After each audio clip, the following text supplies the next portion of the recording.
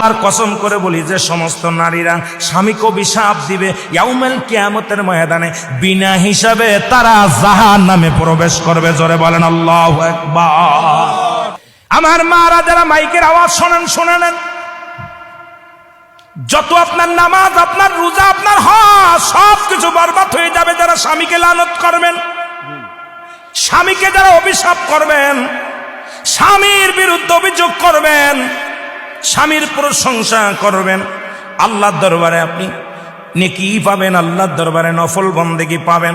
সারা রাত পরে আপনি ইবাদত করেছেন, আর একবার বলেন, আপনার মার কাছে বলেন, বোনের কাছে বলেন, ভাইয়ের কাছে বলেন, ভাইরে তোমার দুলোবাইটা কত সুন্দর, উনি ফরেজগার মানুষ, নামাজি মানুষ, আমাকে ভালোবাসে। যদি স্বামীর প্রশংসা করো, এই দুনিয়ার মধ্যে নফল ইবাদত হয়ে যাবে, তোমার নেকি হবে, আমলনামায় লেখা হবে। নবীজি বলছে অধিকাংশ মহিলারা ওই কিয়ামতের ময়দানে ওই জাহান্নামী অধিবাসী হয়েছে যারা স্বামীর লানতকারী। জোরে জোরে চিল্লায়া বলা যাবে না আল্লাহু আকবার। আল্লাহ নবী বললেন, আম্মা জান খাদিজা বলে, হুজুর এরপরে কি দেখলেন? বলে, ও আম্মা জানাই খাদিজা রে, খাদিজা আমি এরপরে জাহান্নামে গেলাম, একদল মেয়েদের দেখি, একদল নারীদের দেখি, আগুনের কাক তাদের মাথার উপরে ঠোকায় ঠোকায়, আগুনের কাক তাদের মাথার উপরে ঠোকায় ঠোকায় মস্তিষ্কগুলো খায়।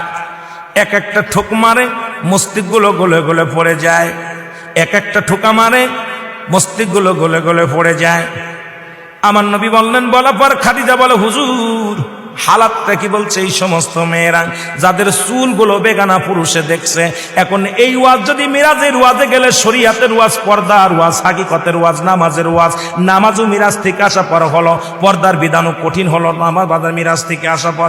এখন এই মিরাজের মধ্যে ঢুকলেই তো আলোচনা বাইর হয়ে যায়, আর এই ওয়াজ করলেই তো সকালবেলা আমার হাতে হ্যান্ডকাপ পড়বে। জোরে বলেন ঠিক কি না?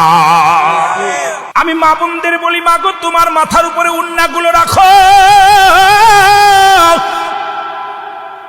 এই চুলের মর্যাদা দাও, চুলের দাম বেড়ে যাবে, তোমার দাম বেড়ে যাবে। আমার মারে, আমার আম্মা জান ডাকতে বলে, নবী গো তারপরে কি ডাকলেন? বলে, হুজুর তারপরে কি ডাকলেন? নবীজি বলে, খাদিজা রে এরপরে একটা জাহান্নামের মধ্যে দেখলাম, গায়ের মধ্যে আগুনের সাপগুলো মুড়ায় আছে, আগুনের সাপগুলো মুড়াইয়া দেহ খায়। এ মুসলমান